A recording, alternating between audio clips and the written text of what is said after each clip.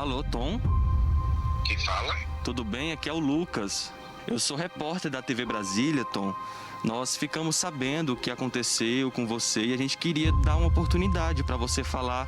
Lucas, eu não tenho não, filho. Eu espero as coisas acontecer e continuar a tranquilo, tá bom? Quando isso desenrolar mais pra frente, talvez sim, mas agora não. Prefiro ficar quieto, tá bom? Não, a gente entende sim. Muito obrigado, viu, Tom? Não, que é isso. Fique com Deus, tá bom? Tchau, tchau.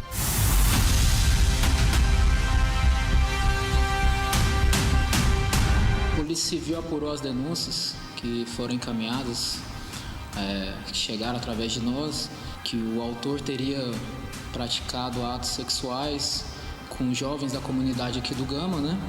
A partir daí iniciou-se uma investigação, foram colhidos mais de 30 depoimentos entre vítimas, testemunhas, familiares, amigos do suspeito e até mesmo o depoimento do suspeito. A partir daí foi possível traçar o perfil desse autor e com os relatos das vítimas foi possível ver o modus operandi que ele agia.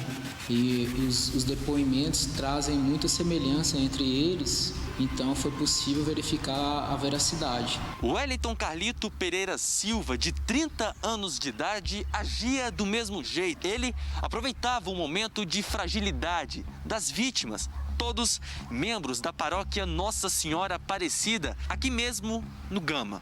Era neste momento que ele marcava uma reunião individual com cada membro desta igreja. Lá, ele começava a falar dos tempos antigos de Jesus, dizendo que Jesus Cristo era homossexual.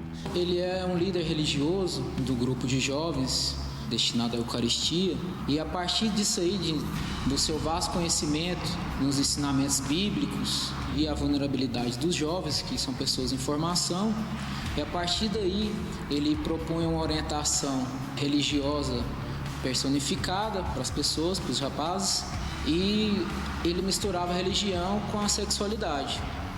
E nesses ensinamentos ele pregava que Jesus Cristo era homossexual e mantinha relação com o apóstolo João, que as relações sexuais entre homens era permitido na Bíblia, que o sexo entre homem e mulher era apenas destinado à procriação, que seria após o casamento, que antes do casamento era permitido essas relações sexuais homossexuais.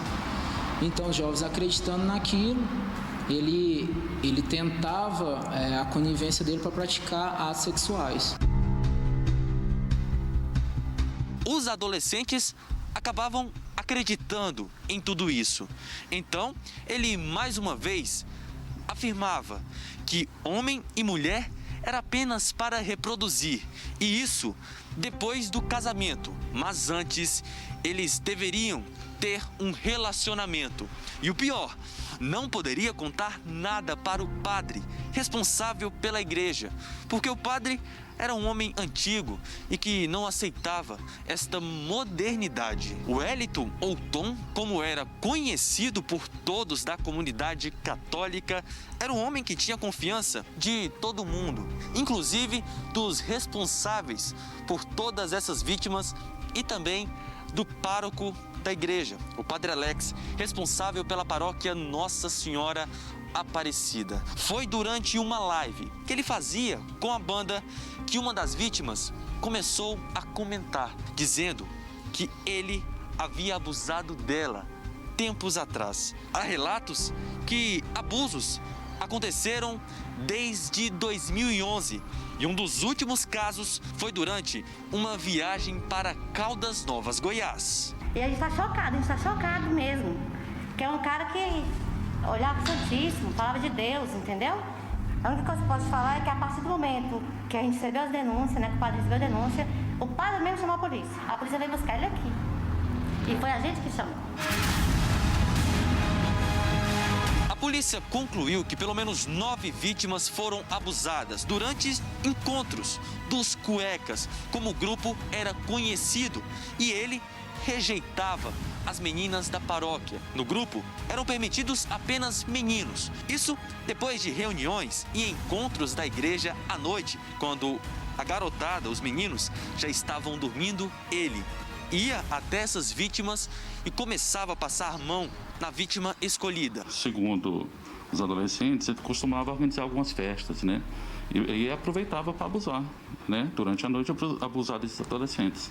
Ficava pegando nas partes íntimas, masturbando o adolescente, passando a mão na mão pelo corpo todo, né? Em 2 casos, que são os mais graves, ele foi indiciado pelo crime de estupro qualificado, tendo em vista que ele forçou uma relação sexual com os jovens.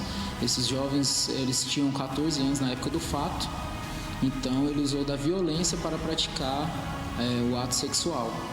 E a gente entendeu que nesse caso caberia o estupro. Ele foi indiciado nesse crime qualificado, tendo em vista que as vítimas eram menor de 18 anos na época do fato. DF alerta a real sem caô.